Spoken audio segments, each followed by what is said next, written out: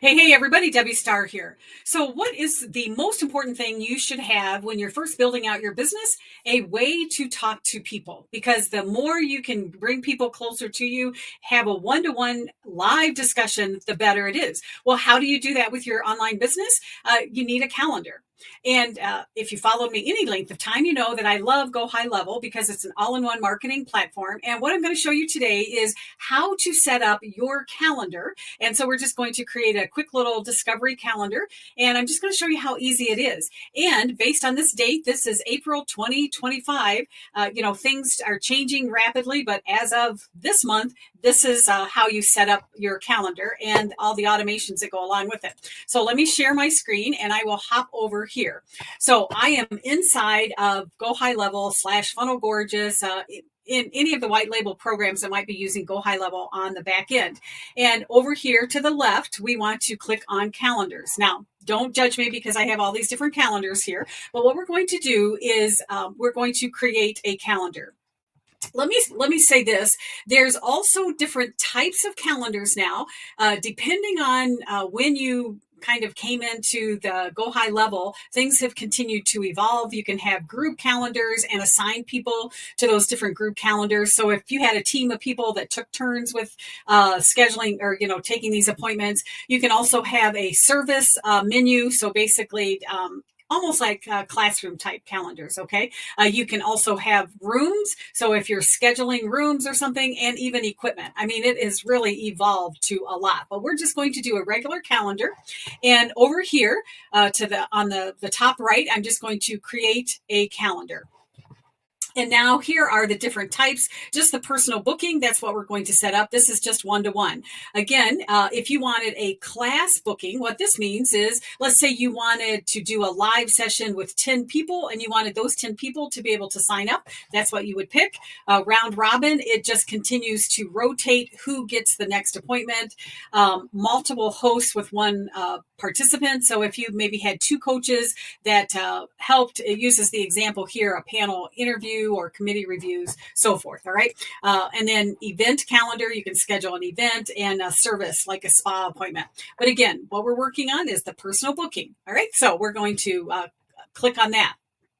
Let me say this, over here to the left, under settings, you need to connect your Google Calendar. And what I tell people is my Google Calendar is what controls my life. Okay. So I integrate that with this calendar just so the two calendars can check to make sure that there's not a conflict. Okay. So other people that get on my calendar, they're not looking on my personal Google Calendar. So rest assured, they're not going to see when I'm, taking a siesta every afternoon, taking my nap. You get the point. Okay.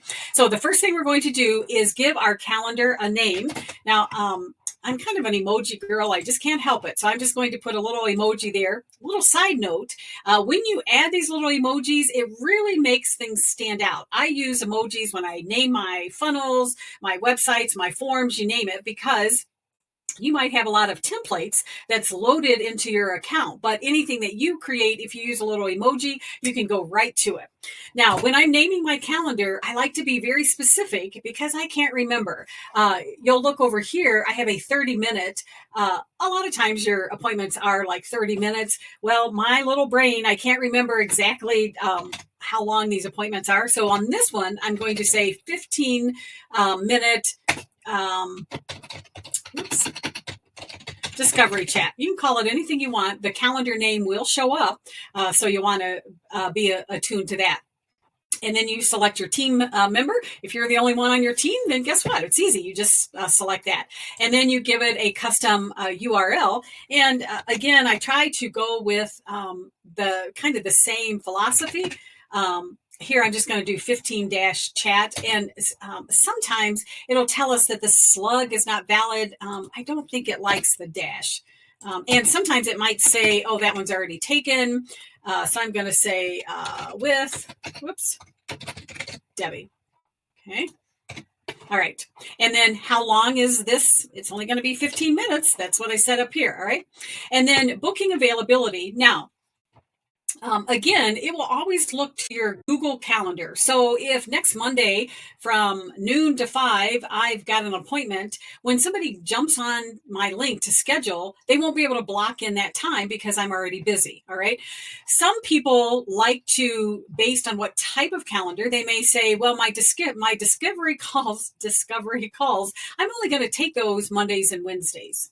And I'm only going to do these from 10 o'clock a.m. and to 3 o'clock or something. Okay. Again, it's your life, your calendar. You set it up however you want. Other people, they just go ahead and they, fill in everything. Again, if I'm busy on one of these days, they just won't be able to book. All right. And then you can also accept payments on any of your calendars. So if you just wanted people to schedule and then pay for like a one-off session, they could do that. In this instance, it's just a free discovery chat, so I'm not going to charge. And then if you click on the advanced settings, you can upload a image here, and it's telling you 180 by 180. You could do your logo. You can, again, the calendar name, I like to be descriptive, and you can write some details here. Again, this will help people to understand what kind of appointment this is. So let me just pause this for a minute, and I'll fill this out, and I'll meet you right back. Okay, I'm back. So let's hop back over here so you can see. So I've finished filling things out here. I forgot I was going to upload a logo, but you get the point here. Let me just come down here. The meeting invite title, it says this is the title that shows up in your Google Calendar. So you'll have the contact name and then what type of appointment it is. This is valuable to put in some details, because if you've got 3 different types of calendars, you don't know, is this one of my coaching clients? Is this a discovery call? Is this one of my students? Whatever it is. And again, there's the team member. You can add your Zoom link here, and down at the bottom, you can color you want it to show up. I'm a save early, save often kind of girl, so I hit the save button up here at the top. And now we're going to set my availability. Remember, if I wanted to set very specific hours, I could do it here also. Okay. Another thing you can do down here at the bottom, look busy. What this means is basically, if your calendar is wide open, you're brand new, but you don't want to look like you're brand new, you could make it look like that you're busy. Okay. I don't worry about that. You could set this, is this going to be a reoccurring? So maybe you've got a client and, indefinitely every Tuesday at 3 o'clock, they're going to meet with you, whatever it is. All right. Then the meeting intervals. All right. So the spacing that it shows up on the calendar. Do you want it to be 12 o'clock, 12:30, 1:30, 2, and so forth? Or maybe every 15 minutes, 12, 12:15, that people could schedule. All right, that's what the meeting interval means. And then meeting duration, again, this is a 15-minute appointment, just a discovery. So I put that there. The one big thing I just advise you, I don't like surprises, so I always like to have a minimum 1-day scheduling notice. So if you tried to get on my calendar today, sorry, you couldn't do it. I need a 1-day notice. I could also restrict the range. Now, this is useful if you really want people to take action. So instead of them willy-nilly picking any time, you could say, okay, they need to get on your calendar within the next 8 days. All right.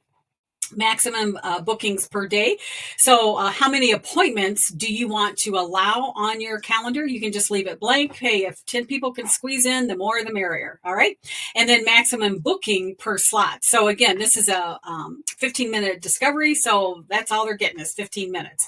Then another nice thing is the pre-buffer and post-buffer. So what that means is, and I'm going to add 15 minutes on either side just to give me that wiggle room, because I do talk a lot sometimes. So it's good just to build that in. So up here on the right, that's under the availability. Again, I'm going to save just because I'm paranoid here. So I'm going to save it again. And now it takes us down to the next one, form and payment. Scroll back up. If you wanted to connect to a specific form, maybe you have an intake form with people, you can add all of those details, little checkbox saying, I confirm to receive content from this company, etc. Okay. And then, so most of all the way through, you can just see what it's asking. You can tweak it a little bit if you want. Here, we're just saying, thank you for the appointment. If you need to call us, you can call us using the contact method, or you could just put your phone number here. Doesn't matter. If you're connecting this to a Pixel, you could do that. Another important thing is, for myself, I just auto confirm. If you turn this off, then you literally have to go in and confirm each of the appointments. Okay. And again, I'm not accepting payments here in this particular calendar. So I'm just going to save it, and it's going to go on to the next one. So now we're in the notifications and additional areas. Now let me say this, and let me maybe come back here and just talk to you for a quick second. This is a huge enhancement. We used to have to put every automation, we had to build automations and workflow. So if somebody scheduled the appointment, you had to go in and do all these back-end things. Now you can just select what type of automations, and it's awesome. Okay, so let me show you that. So, and you just go down the line and pick what the notifications will be. So an unconfirmed. Now remember, I said all of my appointments are automatically confirmed anyway, but here notifies when an appointment is booked in an unconfirmed status. Appointment booked confirmed notifies when the appointment is successfully.